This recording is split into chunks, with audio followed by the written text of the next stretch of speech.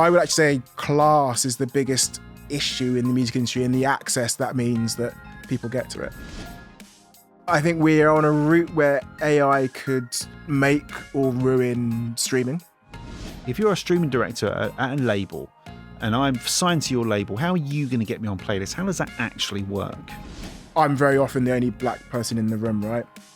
So you're always aware of it, but I've never felt like it's an impediment. Mentoring the young people. This is what's going to ultimately lead to a much better, richer, and a continuation of us being the #1 music market in the world, which I firmly believe we are.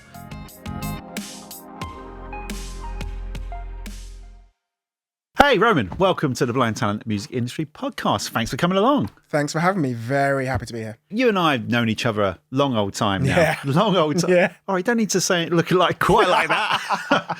Don't need to look quite like that. But look, for over 20 years we've been in this game, and we've worked with some pretty cool brands. Let's go through some of yours, right? You've gone from Radio 1, Deezer, Napster, Sony, right? The list kind of goes on, right? Where did it all start for you? So I was the kid who would record songs off the radio, make their own little radio shows with a proper Fisher Price 1 cassette recorder, recording it off the radio.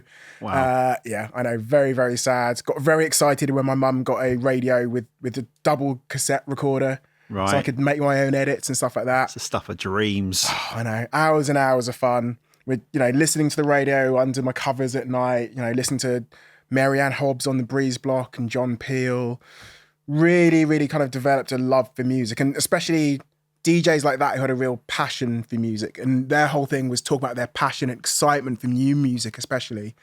Zane Lowe was really influential on me as I got older as well, because he was such a unique form of DJ. People who've heard Zane know that he's always at 100%, right? He's always excited. Well, he was in those days, a bit more measured now. But it was the fact he was so passionate and excited about discovering new music and sharing it with you as a fellow music fan really got me going. And I remember the kind of 2 very specific moments that changed the course of my music taste. I was first MC Hammer. I was a massive MC Hammer fan when I was younger. Who wasn't? Did you have the baggy pants? Oh yeah, and used to watch the cartoon on a Saturday morning, all that sort of stuff. Nice. Played the tape so much it wore out. And as I got older, graduated, I was a massive Oasis fan. At one point, I owned every single Oasis CD, every single, every variant of every single. But I was listening to the evening session, Radio 1, Steve Lamacq one night, and it was Perfect Day of Lee's by PJ Harvey, and it completely rewired my brain. I'd grown up listening to, Strange Love and Blur and all this Britpop stuff.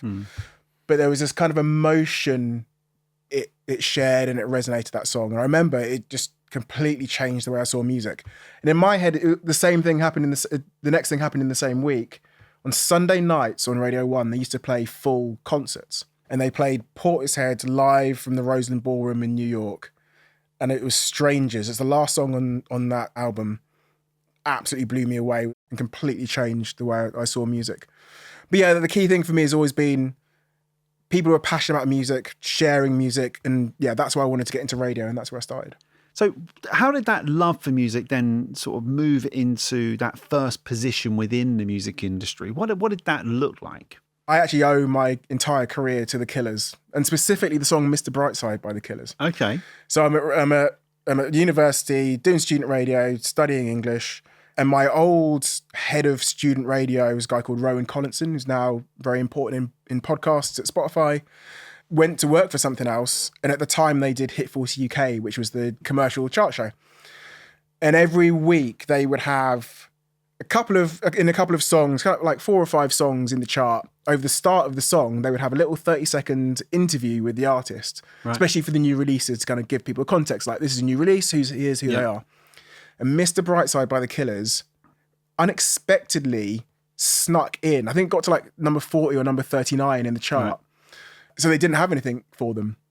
But the Killers were playing Leeds on the Thursday night that week. So I got a call, we know you, Rowan knows you, can you go along and interview the Killers at the Cockpit in Leeds? Right. As far as I know to this day, that was the first ever UK interview with the Killers. And And yeah, so I did that. I did the interview, little 15-minute interview with an extremely nervous Brandon Flowers. Yeah. Recorded it on my little mini disc player. Had to post the mini disc down to Wow. London for it to get used on the show that Sunday. And for any of the young people listening, when he says post, he doesn't actually mean like post it on a social platform. No. He means physically stick a stamp on that motherfucker and Yeah. send it in the actual Royal Mail. First class, little like people that even remember mini discs these days. I've still got a load of them. Yeah, and it got used on the show. And then it kind of went from there. So I went back and worked as a broadcast assistant for them and basically hung around long enough to get offered a job, mainly in digital production. So I did a lot of filming back in the day. Again, aging myself horribly. I used to have what were called WAP sites. Yeah. Like little mobile sites. And we did music news for Orange. So I started interviewing people like Girls Aloud and the White Stripes and filming sessions and all this sort of stuff. And then hung around long enough to get offered a job being a producer on a Six Music show. And that kind of went from there. That's pretty good, isn't it? That's pretty good. You've gone from schlepping all the way up to Leeds, having what sounds like a pretty nervy interview with Brandon, and then on both sides, and leading it into Six Music. Now, it's interesting. So I remember the Killers. I went to their show. I remember being asked by a plugger to come and see this band called the Killers, and they were playing the Water Rats. Yeah, this is going back a bit now. And I remember thinking, because I was very privileged, like most people in that position. Oh, fuck, do I have to go? Do I have to go? And then, no, you want to come and see this one? I was like, okay. So I slept over to King's Cross. And I was like, oh, okay. It was very busy. Very, very busy, this one. For a midweek show, it's very, very busy. And I remember just thinking, oh, fuck, like, this is the real deal, isn't it? Yeah. And, I go back to that moment and think that was my first experience of the Killers was at the Water Rats. And I wouldn't say I knew they were big because I think don't think anyone really knew. Yeah. But definitely walked away from that thinking, okay, fuck, that was a real show and a real privilege, I would say as well. So you've gone from chatting to Brandon, getting into Six Music. I mean, would you say that it was your big break, or was there something even more poignant within this Six Music? Because Six Music itself, what an amazing even now, what an amazing radio station with music very much at the heart of what it's about. It's not about social media numbers. It's not about how big are they on TikTok. They still go back to the music. And that is refreshing, actually, for someone that loves music. Possibly slightly short-sighted in some ways because we know that the world doesn't entirely work like that. But I still love that about it. But what is it like being at Six Music at that time? It was interesting. It was very early days there. And, I was there through that whole period for people who might not know where, Six Music was almost closed down. Right. It got to the point where people had to put together a petition and petition the BBC to keep it going. But yeah, you're right. It was all about the music. It was almost too much about the music. Like you say, it was almost a bit too geeky, a bit too in depth and didn't take the audience into account. Very, very different now. I think Six is in an amazing place. Very good at kind of doing programming that appeals to a broad audience and digs into nostalgia still, but is also very progressive and champions new music really well. I think it's got the balance together really, really well. But yeah, it was very early days there. And the show I was working on was something you probably wouldn't be able to do now. It was a news magazine show, Sunday afternoons, called The Music Week. And we'd do kind of artist interviews, industry news, a little bit of chat about new releases. But that was an amazing breeding ground for me because it taught me about how to structure content and tell stories, which is, still something that's really, really a big part of my career now, really, really important. And I think the most important thing is, the audience first. Thinking about, do you understand your audience? Do you understand what they're interested in? What do they want to hear? How do you then structure that in an interesting way that, now even more with social media, how do you make it snappy and get to the point and hit the points you have to hit? It was a big learning curve for me. You'd go off and do these half-hour, 1 hour interviews. We had a 1 hour show. In that 1 hour, you got to get 6 or 7 songs in. You got to get interviews. You got news in the middle. Yeah. How do you cram like 13, 14 things into an hour, right? So how do you cut it down to the key bits of information? How do you tell it in a pacey and interesting way? How do you keep the momentum? But the core thing is the audience going to be interested in this? And that's I think what radio teaches you really, really well. Put the audience first. And that's something you can apply. Artists can apply that to their fans and followers now, right? Streaming services, when they think about playlisting, what is the audience for this? Who is the audience? And putting the audience at the heart of everything. Yeah, totally. And I do think broadcast, radio, TV, I think it teaches you about storytelling at a kind of very deep level. And it's funny how those things don't really change. Yeah. And even now, when we talk about content more broadly and people talk about vertical content and short form content and, how we apply those strategies, the same things still matter. It still needs to be punchy. It still needs to be relevant. It still needs to be eye-catching. It still needs to be good content. It needs to be leading an audience somewhere. Yeah. So it's amazing you've had that background and you've had that big break at Six Music, and you've worked with we'll fast track over a bit now to Chrysalis, but between then and Chrysalis, you've done loads of other stuff with Deezer, Napster, and everything in between, Sony. But that's enabled you to work with the likes of Katy Perry, The Killers, again, even been involved in George Michael to a degree and Destiny's Child. But was there a moment, or has there been a moment in this journey, and this journey isn't ended, I'm always wary that sometimes it sounds like this is more like the end of your career. Yeah, this is your life. You're ready for this is your life, now, and here is your teacher from sixth form. No, it's but what was the moment that you would look back at, Roman, so far? Because I'm sure you can have more pinch me moments, but moment where you went, whew, that was awesome. That was really awesome. That's a moment for me in my career. I think there were two that really stand out. Working at Six Music, we used to do these special shows where we'd go really in depth on something we do, an hour-long Noel Gallagher interview, or go down and see Paul Weller at his studio and go behind the scenes. I think the one that really sticks out is going to Glastonbury 2 weeks before it opened, 2 weeks before the festival, and getting taken around the festival site by Emily Evis.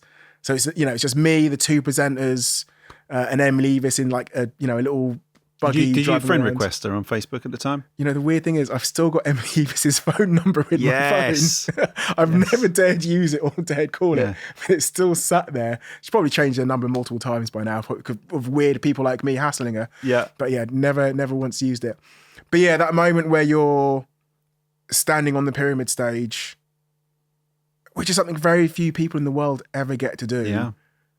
It's just insane. I look back on it, quite regularly and think like, I didn't even really take it in at the time. And then you go and you sit and have... Did you not even do like a little casual, hello Glastonbury? Well, our presenters, an amazing guy called Matt Everett and an amazing woman called Judy Cullen, who's now really senior at 5 Live. They did all that. Yeah. I'm stood at the background like, is the recorder still working? I'm trying to record audio and film at the same time. It's like, you don't take those moments in enough. Yeah. I think it's only when you look back on them.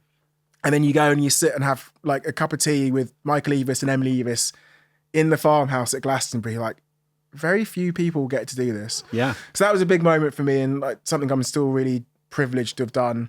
And probably the second was, I mentioned earlier, Zane Lowe was a big influence on me and his passion for music.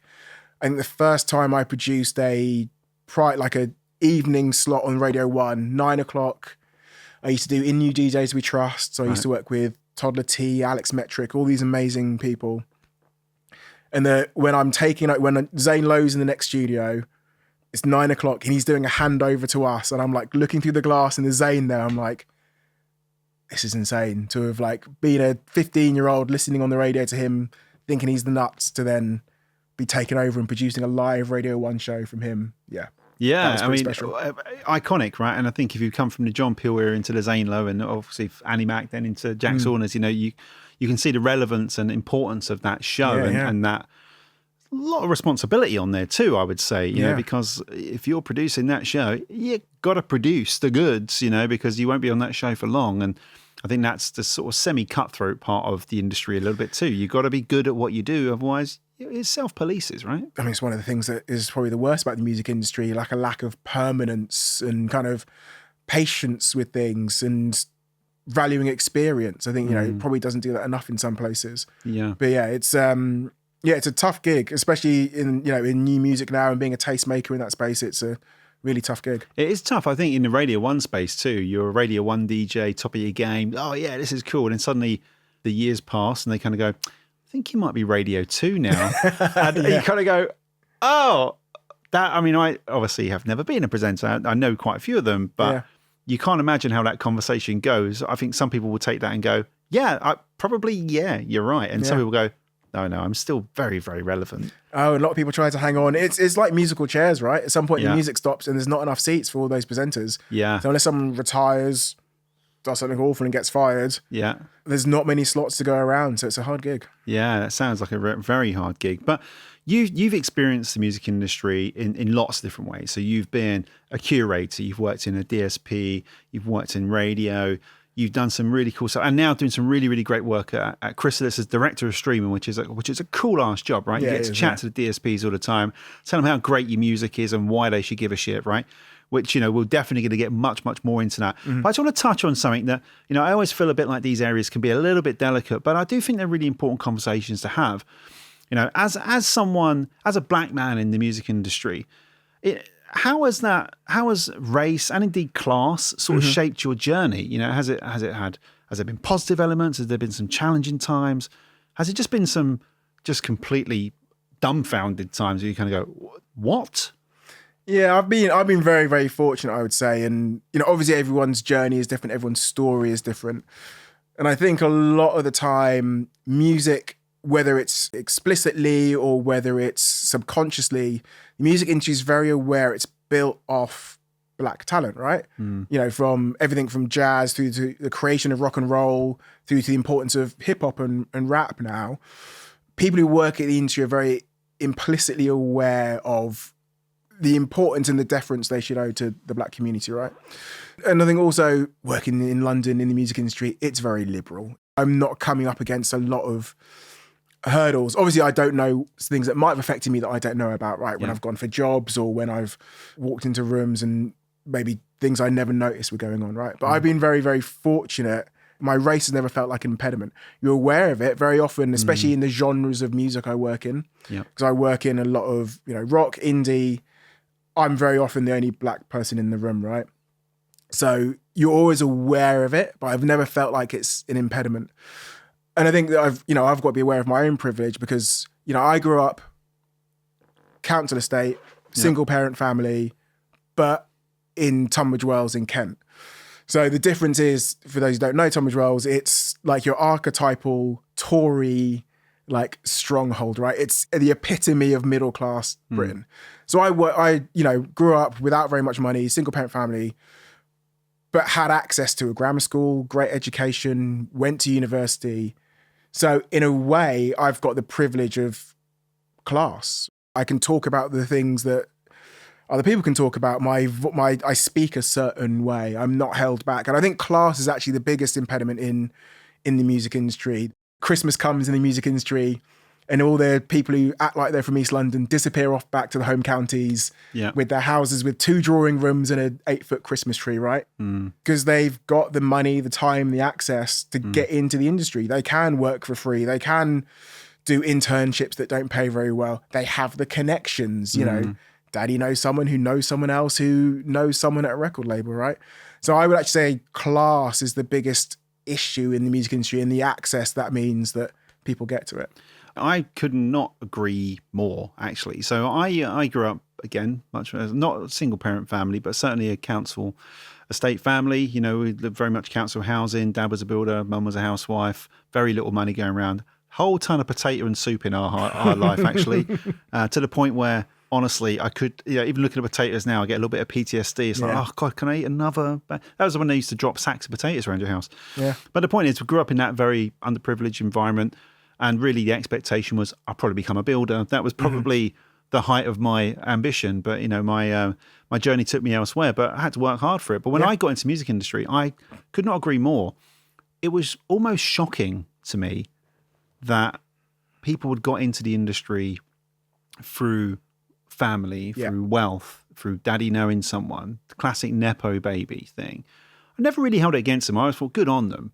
But it was only really you get to know your position in the music industry because I didn't used to. I talk quite well now, I think. I don't know. I'll let the people listening be the judge of this. But when I first stepped in the industry, I talked like that because I was from London and that's how I talked, right?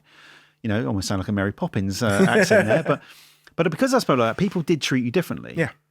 You would walk into a room and you would speak and they'd be like, oh, who let the cleaner in? It felt a bit like that at the time. And I remember experiencing privilege for the first time. I was invited to, real privilege. And that was, I was invited to the Hackathon, right? And I remember sitting there and we was having this, and I remember looking on the menu and it said ostrich. I was like, fuck, ostrich? Like, what the hell was it? I went, you eat ostrich? Dirty bastards. It was like, it really was a bit like eating ostrich. But I remember we got edamame beans. Yeah. Now, I'd never seen an edamame bean in my life, right? And we were surrounded by some very important record industry people and my boss at the time. And they dropped off these edamame beans. And I thought, okay, I'll tuck into these. Now, little did I know you meant to pop the beans out. I'm there chewing on this edamame bean because I'd never seen it before. Chomp it. And it was only when I sort of looked around, everyone was kind of looking at me. And then my boss sort of looked at me and went, pop. And popped out. I was like, when you kind of pull it out of your mouth.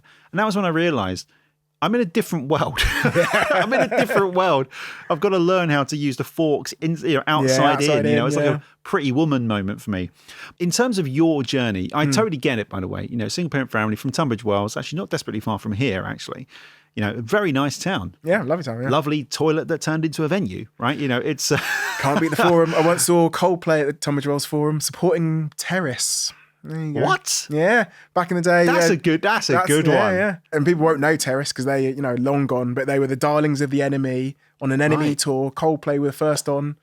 Yeah, back in the day. There you go, Chris Mine. Know yourself. Tunbridge Wells Forum. Yeah, I love that. I love that. So I guess you noticed that the industry was not desperately colourful, let's put it in that phrase. But do you think that might have been different if you're a woman? Yeah, I think so. I would say that actually gender has traditionally been a bigger impediment so far. And again, I'm very lucky. I've worked in teams where actually in the main have been majority female led and had a really good split. But I think at the upper echelons of the industry, it is still, all men of a certain age. Yeah. In the main, it's getting better. And, as a man, it's not really my place to say, but there seems like there's an effort there to make a difference, right? And have a greater diversity, because the industry's got to be aware that a greater diversity of voices, of tastes, of interests, of experiences, it's not only better for the industry morally, ethically, in terms of the environment it creates and in getting the best talent then as a result, but also it's better for your business, right? If you're not representative of your audience, of your customers, if you're doing things and they're going out and no one sense checked it who is a woman or who is black or is queer, the things can get missed. Yeah, and you're not running the best business then if you don't have the greatest sense of mixture of tastes and interests and backgrounds. And the United Kingdom in particular, we are world famous at being culturally diverse. We are probably the most culturally diverse country in the world, and we wear it on our sleeve with pride for the most part. And look at the music it's given us, right? Yeah, and is there any surprise why we're one of the leaders in the world when it comes to music? Not really for me, because I think that's our superpower, is that we are liberal, we are very, despite what the news might tell you from time to time, we're a very, very safe country that welcomes people by and large. Yeah. And that's a great thing. And a rich part of my background is growing up in South London and being surrounded by lots of people of colour. Powerful mother that was like a real powerhouse woman, And so I feel incredibly privileged that to be the case. And I'd want that to be more represented in the industry, which I think is far better now than it's ever, ever, ever been. Yeah, I think it's getting better and wants to get better. It generally feels like it wants to get better, which, is the important thing. Yeah. And I'm not saying, definitely not saying there aren't still mistakes. And like I said, at the top end, it does still feel like there's an imbalance. But there are things we should celebrate in terms of the opportunities that music is willing to give people. But yeah, I think especially I try to work really hard on giving access to people outside of the industry because it's really hard to get in. Yeah. So I do a lot of mentoring. I work with Tileyard, who are a great music education institution. I mentor kids from primary school up to university age, right? And because it's just so hard to find information, find knowledge about the industry, understand how the industry is structured, right? Which is why things like this podcast are really important, because it's giving people a way in and knowledge that otherwise you'd only get from meeting people or knowing people or being given access to people. Mentoring the young people. This is what's going to ultimately lead to a much better, richer, and a continuation of us being the #1 music market in the world, which I firmly believe we are.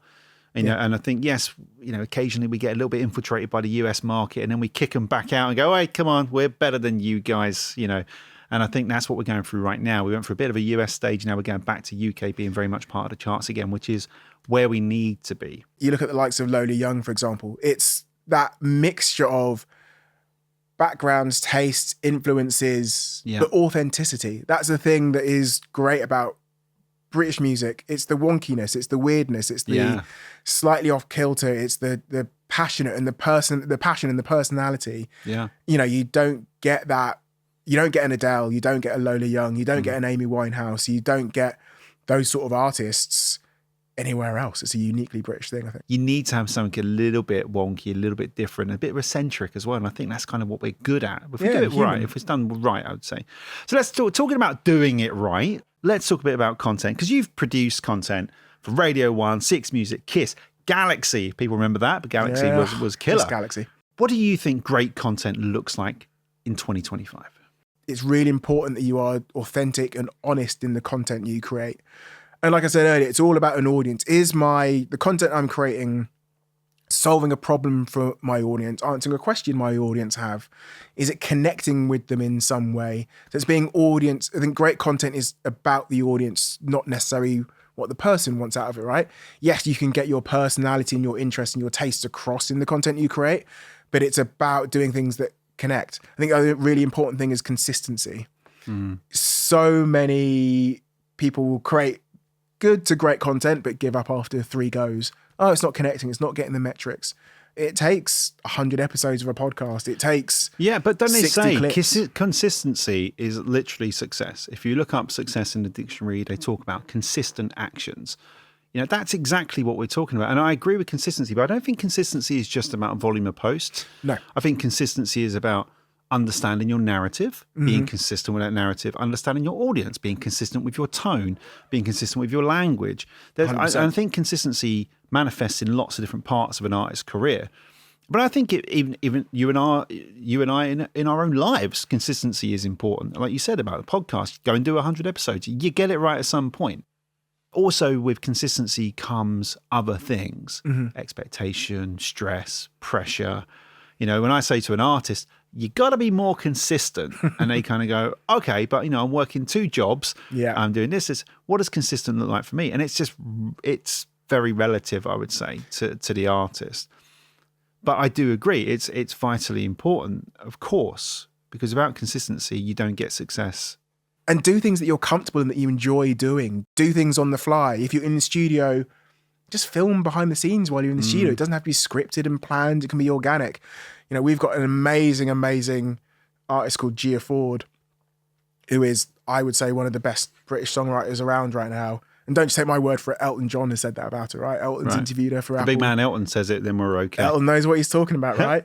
I think she's really just finding her groove really nicely with social media at the moment. So she's recording and she's just like doing funny little clips. She's just like putting up a phone while she's listening to a mix, and then it's like looking at the camera, and like she's just finding little organic moments. But I think you're also to talking her. about instinct here as well, because it sounds like Gia Ford is in a position where she is quite instinctive, which I think instinct is built over time as well. When you start to have a real assurance about, or confidence, I know exactly what I'm like as an artist. I know what content best represents me. Therefore, I can be instinctive. But that's really hard to drill into an artist. But I also think that's why some artists are outstanding and some artists are just good. People that are good, they kind of do it, maybe lack consistency, lack the instinct.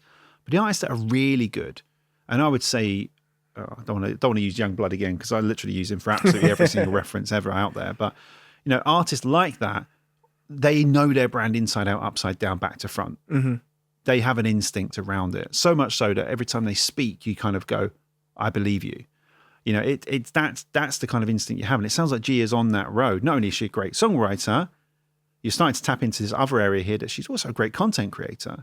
Great artists who people connect with, they build a relationship with, are the ones who are authentic. It is a Youngblood, it is a Billie Eilish, it is these people who there's a very fine line between who they are off camera and who they are on camera, right? Yeah. And that also comes with confidence. It's having the confidence in yourself and your art to feel like you don't have to be putting on a show and that's not to say you can't create a character or do something different, but it's, you can authentically be yourself. And that comes with experience, time, practice, knowing what to say yes to, knowing what to say no to over time. But I think audiences become sensitive and more aware of when people are not being the true self. We're not in that slightly X on the Beach, Love Island-y kind of territory where you can tell people are putting it on. Do they really have a relationship?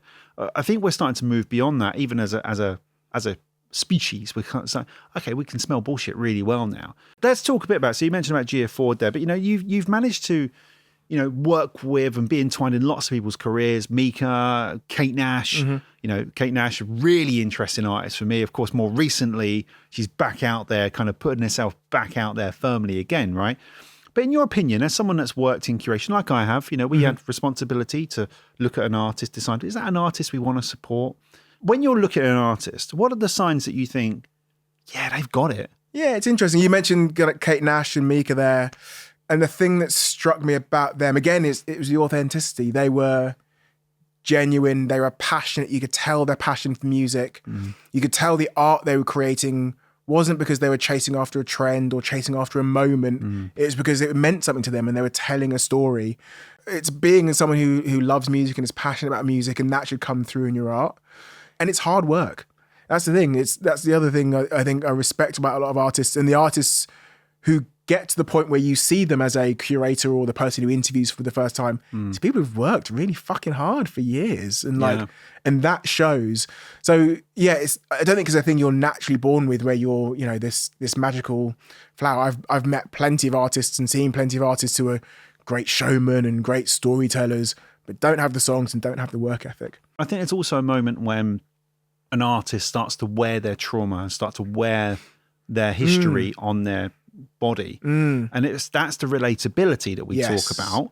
And then suddenly they become a complete person, which I think is actually true for people more broadly. The people that you really get on with are usually the ones that are really open and vulnerable and free to talk. And you kind of go, wow, that person really doesn't mind talking about anything. Some of that he probably shouldn't be talking about.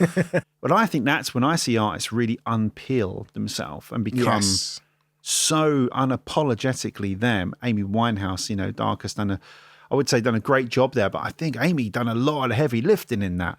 She is a hell of a character, and so distinctly wonky and so eccentric that's why we took her under our wings and went, she is us. That is British pop R&B music. That is what we do. So it's amazing when you get that. So let's talk a little bit about Tastemakers. Do you think Tastemakers still exist, or is it all about the algorithms? I'm really interested in this idea of hyper-curation. So yes, you've got a load of algorithmic stuff. You've got playlists and mixes, which are tailored to your tastes, to the time of day, to your activities. But I think what we need to cut through that is, okay, just a human to tell me what are the 10 best things I need to hear this week. What are the songs of the summer? What are the 100 greatest Christmas songs of all time? Because we are short of time, we're short on attention. It's a need for people to cut through that. And I think doing that in a really human way is really, really important. For some reason, for years, we as editors shied away from that because it all became about personalization. And the fear was if you made a recommendation, that wouldn't be for everyone. Therefore, you couldn't recommend 10 things because someone might not like all of those 10 things. Like I might recommend 10 great records this week and there isn't a metal record in there, but you're a massive metal fan, therefore you'll hate me. That's fine, because people have got, especially talking about the younger generation, they have diverse tastes. They've got diverse interests. They will try different things out. They will try different genres of music. I sit opposite an amazing marketeer at work who loves Paramore and Sleep Token, but also Chapel Roan and Charlie XCX. She has a really diverse taste. That is just the next generation. So I think we should be more bold and excited to go back to that thing we talked about with radio earlier, right? That passion, that excitement. Recommend me some stuff. Tell me what is worth my time. Tell me what I should be interested in. And it's starting to come back. You've got Apple doing the 100 greatest albums of all time. You've got Spotify doing, well, these are the songs of the summer, and we're just going to say it. But also Spotify have gone a little bit the other way, right? They know that they've been behind a wall for so long. Obviously, those heady days of Austin DeBow and Ali Hagendorf, who used to run their respective genres in the world. And they were very much faces, people that we probably knew. You know, I knew Austin. I didn't know Ali so well, but know her now, of course, but didn't know her so well back then. And these were characters within Spotify. They were curators. And then Spotify, no, hold on a minute. That's a bit too much power. And actually, how do we control that? We're not an editorial team, but now suddenly it's no longer Spotify. It's the head of music's. We need to change that. So they put them all behind walls and created editorial teams and created gateways to it. And then years later, they're going, oh, actually, we need to make our team more present, actually. Because people don't believe that in those playlists anymore because they don't believe they're being done by humans. Well, that's the thing, right? And that's why they're bringing it back. And I think it's also a reaction to probably the thing I'm most excited about at the moment, which is, especially across TikTok, Instagram, Substack, multiple places, there are these, call them professional music fans who do that. They've not been afraid to make you recommendations, whether it's Anthony Fantano or I'm a huge fan of this guy called Derek G, who is the archetypal. He calls himself a professional music fan. He's just a guy who loves music, is interested in music, wants to tell stories about music, and not just here's 10 great albums you should listen to. He's interested in the context and the stories and how we consume music. And there's women called Hannah Mollett with a smaller following who just recommends music she loves. And I talk a lot to women called Gabby in the US who does, she's got a series called, or a brand called New Music for Old Heads, where she recommends, if your music taste is stuck in the 90s or early 2000s, here's music that's current that you might like, right? Yeah. I think there is an amazing, amazing community now of people across social, across things like Substack, who are recommending music and building communities around them. And that's what people are looking for. We're talking about millions of heads of music that are living across all platforms at all times. And so they're the people we're trying to infiltrate. But let's talk a bit about streaming. Mr. Director man over there. Director of streaming. So you're streaming the director of streaming. I love it. You've led teams across, globally as well, across Napster, Deezer, now at Chrysalis. So you speak to platforms like Apple and Spotify on the regs. How did platforms go from... They were like disruptors, weren't they? Yeah. We're going to change the way you consume. And now they're gatekeepers. But how does that work in your life day to day? So, do you just head over to Safia? Yo, how's it going? Got a big song for you. Put it on? Yeah. And it doesn't quite work that way, right? No, it works the complete opposite, especially where I am now in the independent sector. Yeah. And those teams, all those streaming services, they are, they're amazing. They're great. They're music lovers. They're passionate about it. They want to do their best for the industry, which I think is a bit of a misnomer about them. People kind of tend to think they're these faceless drones. They're not. They're music fans. They're people who got into it because they love music. Yeah, but mostly that's people who don't get their songs playlisted. Yeah, well, exactly. Yeah. It's like, when you don't playlist my song, what faceless wankers? But I get it. It can feel like that. Yeah, of course it can, because we're talking to artists. They don't get the inner circle as such. They just look at it from the outside and go, well, I've pitched my song through DistroKid and I haven't got played on New Music Friday. They must all be idiots. It's because no one's going to love their music more than them. Yeah, it's a hard job, that side. It really, really is. Like I said, I've done it at Deezer, I've done it at Napster. I've been an editor, and you get 1,500 songs a week you need to try and listen to, as well as doing other things like having meetings and, going out to shows and all sorts of stuff. We're talking years ago, right, as well, aren't we? We're talking a few years ago. Yeah, exactly. That number's only going to be bigger now, right? We talk about submissions now. We're talking submissions in the thousands upon thousands. Yeah. I used to think, oh my God, this is a busy day if I get 200, 300 emails at Channel 4 trying to get things on. But it's a lot of emails. How many do they get every day? They must get just thousands upon thousands. And that's why they've got an arts relations team that helps field it and edit it and kind of filter it to the right people. But tell me a little bit about then. So look, I think there is a misconception to some degree from artists that it's gatekeeped and that it's all a bit secret squirrel. We can't tell you who it is. We get editorials, but we're not going to tell you how we do it. Yeah. But actually, let's be honest about this whole thing. How does it actually work? If you're a streaming director at a label and I'm signed to your label, how are you going to get me on playlists? How does that actually work? Yeah. So, and it's very different now. I'm an independent. I will talk about the major side of it in a bit, because the major side of it is the bit where I think people can rightly be a bit upset about some things. But as an independent, same as you, I have to pitch in Spotify for artists. I have to pitch in Amazon Music for artists. Labels do have some other pitching tools for some of the other platforms. But again, that doesn't get you privileged access. That is just a way to structure and give them the information about what your priority releases are, right?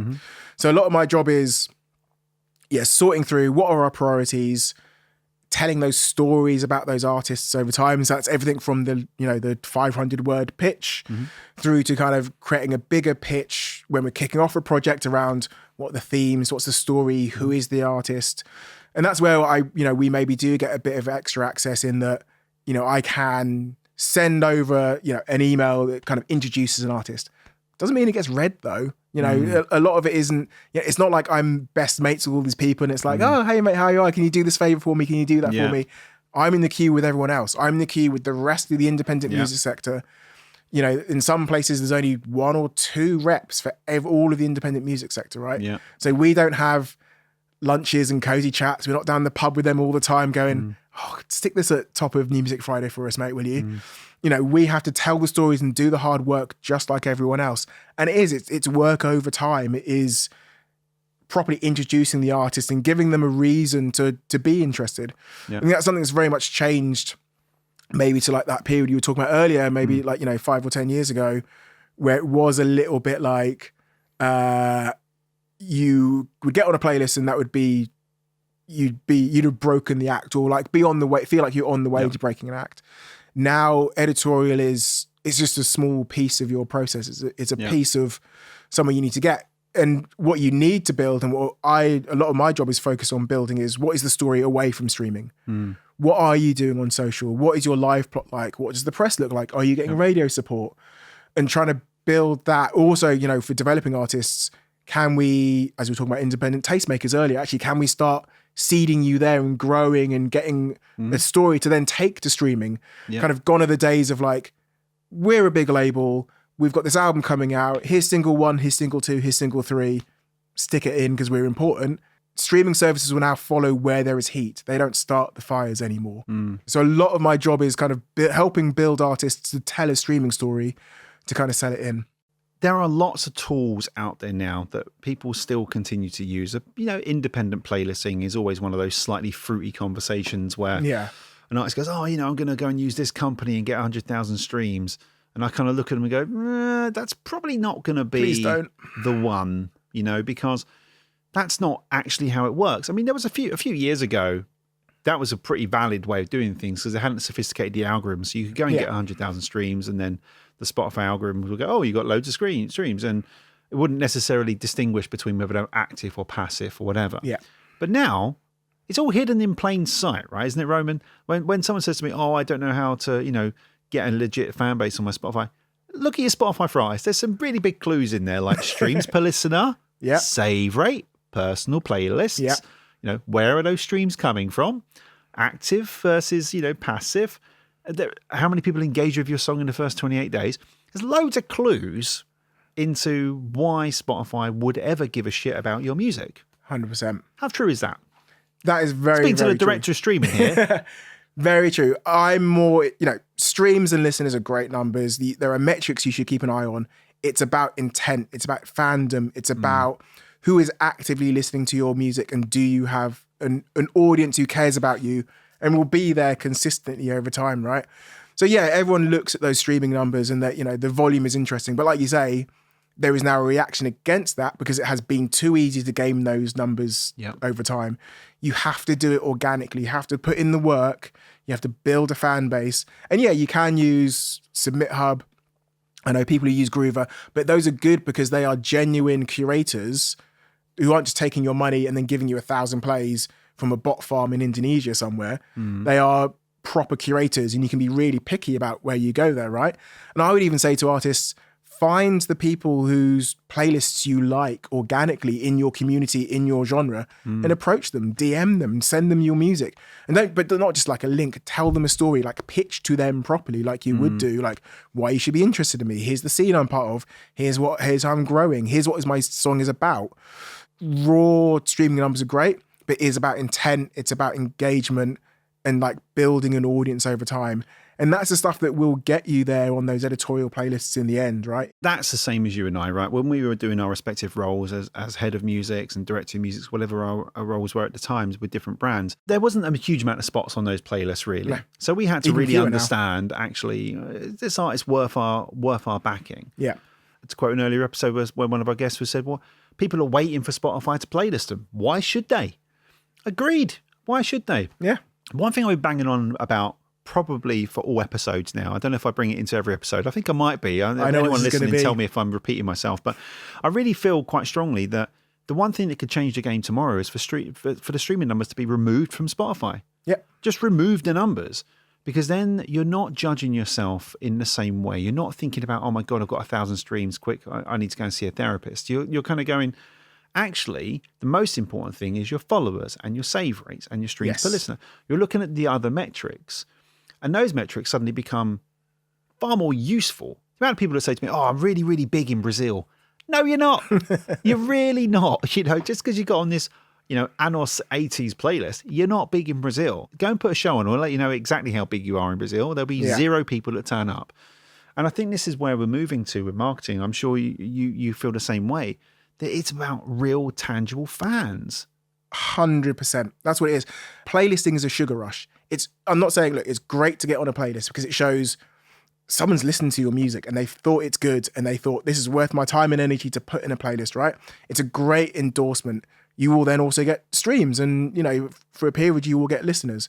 But what happens when you come off that playlist cover or you go down from number 10 in the playlist to number 70?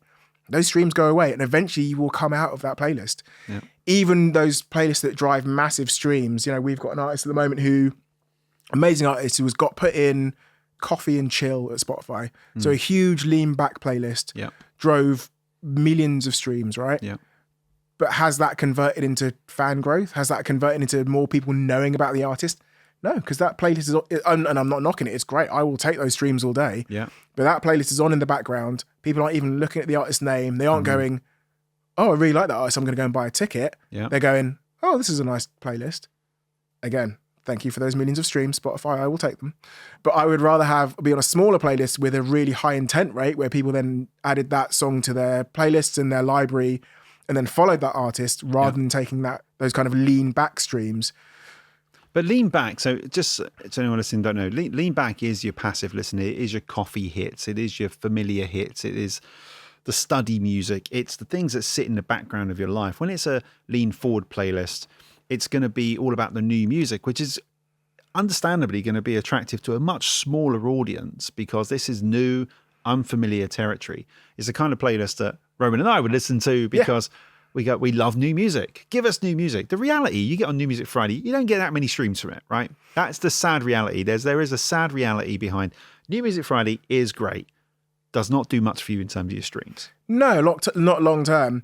I'm more passionate about, and I think Spotify get enough credit for this. Fresh Finds is an amazing playlist ecosystem that supports and recognizes new music, will give a lot of artists their first kind of positioning and exposes you not only to the editors, but then to the wider world, right? Focus on that, understand the community you're in, the genre you're in, and look at the smaller playlists in that ecosystem and pitch yourself there. It's great to get on New Music Friday. It's great to get on All New Indie, but actually start in the right place, target the right sort of playlist, speak to the right sort of community. So you're building over time. Start with the building blocks, work your way up through that pyramid system. That's when you're starting to get genuine growth. But it's also, like we've talked about, what are you doing away from that? How are you growing your audience elsewhere that are then the signals that are going to keep people interested in you longer term? Signals is kind of anything that's not streaming activity, right? So this could be your TikTok, your Instagram, even your Snapchat. And if anyone listening is thinking, oh, Spotify don't check that, rubbish. They do. They 100% check all of that because they want to see that you're active. They want to see that you've got an audience. They want to see there's engagement. It's important, right? It's really important. Yeah, because the thing you've got to realize about those editors, and you kind of touched on this earlier, right? They are looking for any signals, information that you are worth the time to listen to. The brutal truth is, and this is, I think, the thing that's slightly broken in this process is you're up against that 1,000, 2,000, 3,000 other songs in your genre every week, right? The major labels, you know, so your Universal, your Sony, your Warner, because of the artists they have, so the influence they have, the access they get, that's where you do get access. That's where, you know, Spotify will come to you once every 2 weeks for a meeting and get played your new artist on really lovely, nice, big sounding speakers in a boardroom, and you'll get a cup of coffee and you'll chat about them. You'll get told the story. Not everyone gets that, right? So my biggest bugbear in the industry is those artists at majors, and to be fair, majors have done the work, they've built those empires, they've earned the right to a certain extent. But you're running 100 meters against them. They're starting 70 meters down the track already because they've had that access, they've had that introduction. They haven't had the kind of leg up that you have, right? And that applies to us on the independent side. So that's what you're up against. So you need to be aware that you are running a race against people who've already started the race, right? So you've got to give them a reason to be interested in you, excited about you. And they will look at all those different signals, your social following, your live plot. Have you played live? How many times you played live? How much content are you creating? Again, not about the volume, but the quality of that content. Is there heat around you? Are people talking about you? Are you engaging with your audience on those platforms? Yep. They want your heat. They want your exposure. They want the audience. They want the reflective glory of you being on their playlists as much as you should want that from them these days. There's a reason why they ask you how much ad spend, how much ad spend are you putting towards this campaign? Yeah. Because they're all going to promote our service for us. I mean, how many times have you seen a Spotify ad really for go and subscribe to Spotify? You never see it because they don't need to, because thousands upon thousands, upon tens of millions probably of artists are paying for meta ads to take people to Spotify. Yeah, you are their reach. That does the job for them. Yeah. We're moving from streaming into more broadly marketing. And look, you've had the privilege, I hope it was always a privilege, to work with your Sinead O'Connors, Faithless, Fatboy Slim. Yeah. How do you make catalogue artists work in this TikTok world? There's now more exposure to all of those catalogue artists. You live in a world where people have access to all of recorded music from all of time, right? So the trick is then, how do you keep those people engaged and get them further down the funnel, to keep the marketing analogy going? I used to call it the Clash problem we had at Sony. So the Clash, legendary 70s punk band, hugely influential. We had a sync for them in Stranger Things, I think it's like season 1 or season 2, with Should I Stay or Should I Go? So all of a sudden we had this massive explosion in that song of people like hearing it on Stranger Things and then going across. But the Stranger Things problem was, okay, they're listening to one song. How do you get to listen to 2 and 3 and 4 and then a whole album, and then understand that the Clash were legendary in terms of punk, in terms of fashion, in terms of politics? Such an influential band. They've influenced so many other bands that you might now love and have heard of, right? So trying to convert those fans is the trick, and it's the key. And it's again, storytelling, it's context, it's putting out there in the format on those platforms organically and natively, telling those stories in that way. It isn't your 3-hour documentary on Sky Arts. It's how do you tell the story of the Clash in bite-sized pieces on Instagram stories. It's finding amazing bits of archive or facts about Sinead O'Connor and her influence and using that on TikTok. Yeah. It's going to where the audience is natively and telling that story that way. And people will engage with it. It's fascinating with catalogue artists because the opportunity is so big. If you look at Oasis, more recently, catalogue artist, well, let's whack some stadium tours on. Easy peasy. Everyone's going to ram up for it.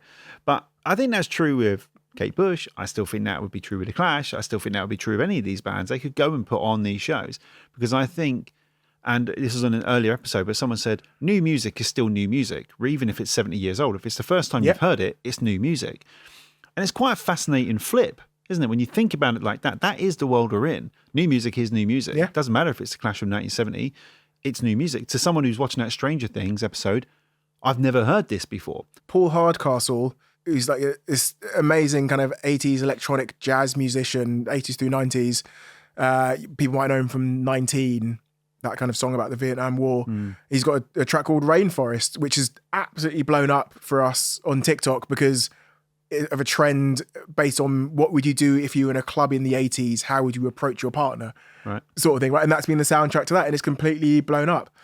So yeah, there are more ways than ever of finding this music and discovering it, and people are getting excited about it, and they're going then and streaming it in full. I think keywords are quite important too with discovery. We found this with one of our artist managers, Sam Jack, who had a monstrous hit called Feels Like Summer, which was a complete accident. After COVID, people started doing pictures of themselves out in the sun because they were now free, and it was hashtag Feels Like Summer, and they just happened to use his track a year and a half after releasing it, and then it blew up. Then he got he got offers from every single label across. It was a bit crazy just how reactive the industry was to that track. So TikTok clearly can break a song. I think we know that. But can it break a career? And I suppose the big question here is, in short form content, helping music, or is it making it more disposable? And is that a good thing? It can help you build an audience and tell your story. There's this act I really like called Internet Cafe. Not signed yet. I don't think they've even released any music to streaming services apart from SoundCloud yet. But for the past year, I've been following them on TikTok, and they're releasing clips of songs, bits of them in the studio. They do remixes. I think they've done a UKG remix of a Clairo song. They've created all this content and put so much stuff out there. They then did some really sweet thing where, like, if you were following them, they gave away floppy disks that had an NFC sticker on them. And you could request one. They posted out the floppy disk, and you scanned the disc with your phone, and it took you to an unreleased track, right? Yep. So they've been building this and telling this story all through short form video for like over a year now, not released anything, have supported Good Neighbours on shows. I've seen them live a couple of times. So I think that's how you can start using short form to build something longer lasting and like deepen that relationship. So that's no songs on Spotify. No songs on Spotify. What one about track on social SoundCloud. accounts? So they've got really good Instagram. They've got a really good TikTok. I think that's pretty much it. Right. So they've really focused on content first before releasing anything out into the world. Nothing released. They've Really built a buzz, built a story. I've got people like me talking about the industry, going to see them, going to shows, and not released anything yet. But I could hum you, I won't, but like 3 or 4 of their songs, right? Because they're stuck in my brain. Because every time I go on TikTok, I see at least one of their videos, and I'm like, oh yeah, I remember those guys. They're really good. Yeah. So when something does come, they've built anticipation. Definitely something to be said there around building communities in interesting ways. And I always remember Georgia Smith, friend of mine, Zubin, was a manager. I don't know if you know Zubin, but he was managing her. And at the time, I remember she didn't have any social accounts. It was all very deliberate. Didn't put anything anywhere. Went and done a Vivo Discover. Didn't do anything else. Just kept building up the anticipation. And then labels then wanted to sign her. And he was like, no. Just kept holding it back and holding it back. And then eventually, I remember there was this moment when I got a call from 3 different labels asking me to pick her for the Brits Critics' Choice Award. And I was like, that's fucking weird. Why is 3 labels, different labels, but all 3 of the majors calling me up saying, hey, can you pick her? What I worked out is he'd basically played them off each other and said, oh, if we can get the Brits Critics' Choice, we'll sign. That's a masterstroke. Brilliant, right? That's a fucking masterstroke. I remember getting 3 calls and being very confused because I would get calls. I would get calls, but I wouldn't ever get the same call from 3 different labels about the same artist. It was so bizarre. And I just remember saying, do you know what? Well done. That is class move. He's played his hand well. He's played it really, really well. Very, very interesting. Let's talk about labels quickly. So I would love to know, being that you're at a label, and a very famous label, I might add, what's something that you still see in label culture that just makes you go, oh, what, in 2025? Why are you still doing this? Not giving artists freedom and being artist-led. It's kind of using artists like they're parts of a game or things to be moved around, right? RAYE is the classic example of this. I saw RAYE super early when we were at Deezer, and we were supporting her on Deezer Next and doing all this, trying to do all this content and bits and pieces. And the music was great, but it was kind of just something off. It was like they released one bunch of music that was one style, and then they came back about 6 months later and their styling had changed and the music had changed. It was like, who is this? This is very different to the artist you were talking to us about before. Yeah. And now look at her, right? She got free of that. She's completely her own artist, working her own way with her own vision, her own clear vision that she wants to communicate, and is now the artist she is, right? What an unbelievable talent. But it's interesting you felt away because we'd never spoken about that before. But I remember thinking the same thing. I'm thinking something a bit off here. Like it's almost like the label don't believe in her. It felt a little bit like, she can do that. It wasn't really any thought, she'll just do that. I was like, okay, well that's really cool. But it feels almost quite dismissive from your side. Do you actually give a shit about this artist or not? But I remember thinking, I don't mind. She's super talented. I want her on. She's great. The songs were great. I want her on here. She's fantastic. And you do wonder how it is. But then I remember thinking years later, of course, when she come back, and there were some amazing PR moments, like the Selhurst train station when she performed on the platform. I don't know if you saw that. But obviously that's the link back to the Brits, and really, really clever, really good flash mobby type stuff. That's the artist probably she always wanted to be. But I think RAYE had to strip and unburden herself from that framework in order to be the artist that she is now and probably will go on to become even bigger now because of that. That's what I love about the independent sector. It's about the art first. Yeah, you can't be naive about it. We are also a business. Yep. We have to get things right. And for the artist's sake, we want them to have the biggest possible audience, right? If you could change one thing about the industry right now with your little Roman wand, what would it be? Break up the major labels. Have more independent, kind of separated out labels where it is focused on the art, not chasing market share all the time. The independent sector is all about wanting other people to succeed. It's about building an infrastructure where everyone can grow, whereas the major label infrastructure is about consolidating power. It's interesting you say that, because I don't know if there is a utopian mindset attached to that idea that all independent labels want to help each other, because that's definitely not the experience I've had. Yeah, and they're in competition with each other, right? They're all in competition. And did you see who they signed last week? Whoa, what a load of old shit. Oh, yeah. You still get a lot of that. And I think that's just about competition. My feeling on everything is just be really good at what you do. Yeah. And there's plenty of sun to go around for everyone. And there is a slight, even in the world that we work in management and development and obviously marketing, and there's lots of people doing that. And I think there'll be even more people doing that in the next 12 months. But the way I see things is there's plenty of sun to go around for the people that are good at what they do.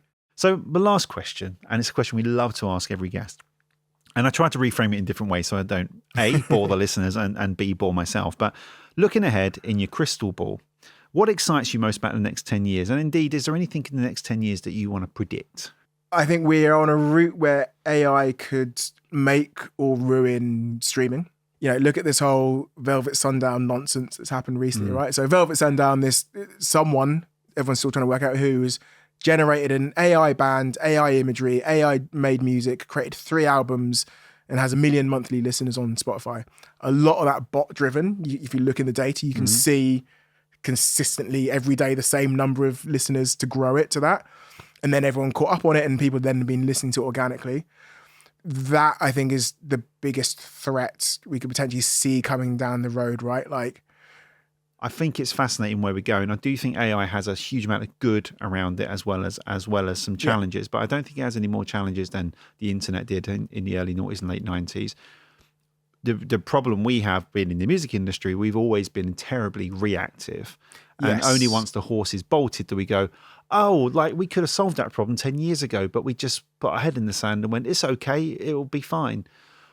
I think that's what needs to change. It's a bit like streaming. We ended up devaluing music to such a degree that it become laughable.